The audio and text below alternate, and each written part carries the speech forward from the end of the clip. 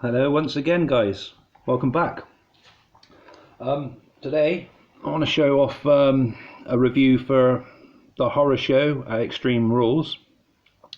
Before I go into that, I just want to quickly tell you why I decided to review this. I haven't watched WWE pay-per-view properly all the way through without skipping or reading results or anything properly since WrestleMania 31. There's many reasons for this, but they're all my opinions. One of them, as you probably gather what I'm going to say, I was pretty pissed off about how Sting was treated. They kind of shat all over his legacy, so that put me off for quite a while. There were other reasons as well why I chose to, like they're going for that PG crap as well. It's all that watered down stuff. I don't know. Anyway, just opinions like that. I just wanted to share them with you quickly before I go over this, why I decided to do this then.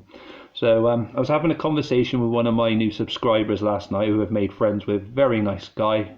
Shout out to you, mate. Nice one.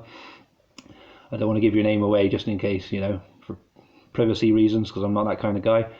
And yeah, so while I was having a chat with him, I was looking over at my WWE collection, and I thought, yeah, I'm going to go and I'm going to watch something recent and I'm going to review that. So I watched this last night and took it out. It's a wrapper. I got this for $6.99 at WWE DVD website in the UK. Yeah, a few months ago. Yeah, so this one has that new BBFC logo on. It's going to take me a lot of getting used to because that kind of looks like an 18 to look at it quickly. But that, that's because I'm so used to that. The old BBFC look. Yeah, so we have these lovely colours on the front, very retro looking. I love it, really awesome artwork. So we got Bray Wyatt, Braun Strowman, Asuka, even though it's spelled Asuka, Drew McIntyre. Is he McIntyre in this one? I think he is, isn't he? Yeah, or Galloway, or you know who I'm on about. I think that's Apollo Crews and Sasha Banks. So yeah, I'm getting used to a lot of these newer wrestlers. Well, they're not newer, but they're new to me still, because I'm TNA through and through, really, and WCW old school. See, not to say I didn't like WWE, WWF in the day, but this newer stuff is newer to me. I didn't really bother with it much. So this has a runtime of 2 hours 43 minutes. It's a Fremantle release. Commentaries shown in German as well as English, which is pretty interesting. Various pictures there of the superstars. One of the main event there with Bray and Braun. Pretty cool. Drew there at the bottom. So yeah, I'll read this through and then I'll go over the matches and everything with you and all my other opinions. On the night where WWE throws the rulebook out the window, Braun Strowman and Bray Wyatt follow the Buzzards to murky, alligator-infested waters for the first ever Wyatt Swamp fight. WWE Women's Tag Team Champion Sasha Banks looks to add the Raw Women's Championship to her gold collection when she challenges the Empress of Tomorrow, Asuka. WWE Champion Drew McIntyre, there you go, McIntyre, defends Claymore Country in an Extreme Rules battle against former friend Dolph Ziggler. Rey Mysterio and Seth Rollins settle their long-standing grudge in an eye-for-an-eye match. This was one of the reasons I picked this DVD up for that, because I read the story about that. I'll go into that in a sec. A contest so brutal that the combatants must extract their opponent's eyeball to win. Now that sounds gruesome as fuck, doesn't it? Right, watch as superstars of Raw and SmackDown turn up the carnage during the horror show at Extreme Rules WWE. So yeah, I'll go over all the matches in a second. I just wanted to show you the inside. I had a free pack of match attacks with it. I'll go over them in a sec. So there's the disc. I'm not sure if it's the same as the US one. So there's a Region 2 and a Region 5. Just a plain green disc with the logo and what have you on. So yeah, I haven't collected trading cards for years, and I didn't even realise these came with it. So I had like a The Rock Golden Icon shiny card. Karrion Kross, who I remember as Killer Kross. Cameron Grimes, and that was Trevor Lee. They keep changing their fucking names. Boa. Rezar. China, the ninth wonder of the world. I remember her, she was badass. Absolutely loved China. Posed for Playboy once as well, and done a dodgy video with Sean X-Pac Walkman. But we won't go into that one. So, Lince Dorado. See, I don't even know who that is. I know I'm bad. I'm naughty. Slap myself on the wrist. I should know all this. I'm a wrestling fan. But I've given my reasons why. I'm going to put them back in that order because they look better in that order. Yeah, so going over the matches then. So it opened up with New Day against Cesaro and Shinsuke Nakamura in a table match, which it was okay, I guess. Yeah, meh. Bayley versus Nikki Cross was up after that. It was the SmackDown's women's title on the line. Yeah, I enjoyed that one. That was okay.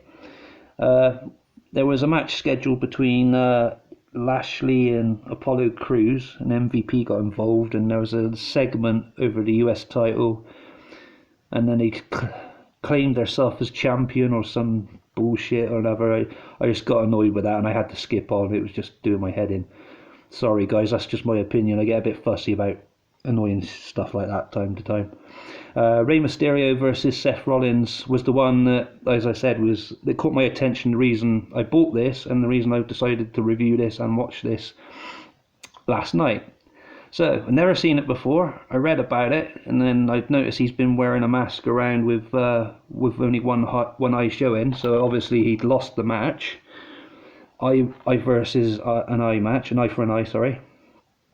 I watched it. It was. I'm going to spoil it a little bit if you didn't know already. So Seth used the edge of a chair, if I remember rightly, or a kendo stick. It might have been first of all, and then damaged Ray's eye, and then somehow his eyeball had popped from his skull, and it caused Seth to vomit in the corner. Yeah, I noticed the arena was pretty well lit up. I liked the way it was lit up, and they had the protective screen around. So obviously it was going through the COVID stage, but there was still a bit of a crowd going on there. I don't know if it was mainly superstars. I was trying to work it out, or it was fans and superstars, or just fans. But it was only a handful. It wasn't many. Yeah, it was a good match, I suppose, for what it was. I'm glad I watched it now. It's good how they pulled it off. Asuka against Sasha Banks for the Raw Women's title. That was a bit of a shit one, to be honest. Probably the worst one of the show. Probably because of the finish. Drew McIntyre against Dolph Ziggler for the WWE Championship. Yes, I did like that one. Yeah, I thought it dragged a little bit though, but I think the right person won. And then we had the main event, Braun Strowman against Bray Wyatt. Absolutely enjoyed that swamp fight. Move my thumb out of the way and have another look at the picture from it. Very fun. Lots of interesting things going on there. Kept me entertained. Yeah, that was probably the best one of the night, behind the Rey Mysterio and Seth one. We had an extra as well, which I did watch before, and I should have said that, sorry. So it was Kevin Owens against Murphy. It was an Extreme Rules kickoff match. That was the only extra it had on this disc. I always check the extras before I watch the pay-per-view of any wrestling DVD, just in case it has a build-up of some sort, or any pre-show match or something like that. I think watching Kevin Owens properly in a wrestling match, he moves very fast for a big guy, I do believe. I'm not being rude about him. I think he's pretty cool. I don't like he's taken the Stone Cold Stunner as a finishing move. That's kind of annoying. Maybe it's because I'm just an old-fashioned miserable git, because I like Stone Cold, but no, I'm sure he gave him his blessing to use it and everything. It did drag a bit though, that match, but it was an okay opening match, I guess. Yeah, and another thing I got pissed off with was at the beginning you can't skip the ads, like don't try this at home ads. You just want to get to the menu. No matter what you try and press, it just won't, do one. And that kind of got on my nerves. So that kind of lets it down a little bit. Wish they could just sort that out. They used to do that with the other ones as well. I just completely forgot. So annoying, that please don't try this at home. Try a little bit of break dancing or try walking like Ric Flair. I don't know what it was. It's something really random how they advertised it, but it was shit and it was annoying. Apart from that though, this surprised me. It really did. I'm probably going to watch another WWE recent DVD of mine now. I've heard bad things about Super Showdown, so I'll probably have a look at that one next from 2020, and I'll review that and give my opinion on that. But yeah, I'm going to give this one a 7.5 out of 10 overall. I'm going to be fair about it. Gets an extra bit of points for the artwork, and they're giving me a free gift of trading cards, which I haven't collected trading cards for bloody years. But yeah, awesome. Thank you very much, guys. I want to hear your opinions on this. Please feel free to like, subscribe, comment. Take good care of yourselves throughout this crap time we're living in. Peace.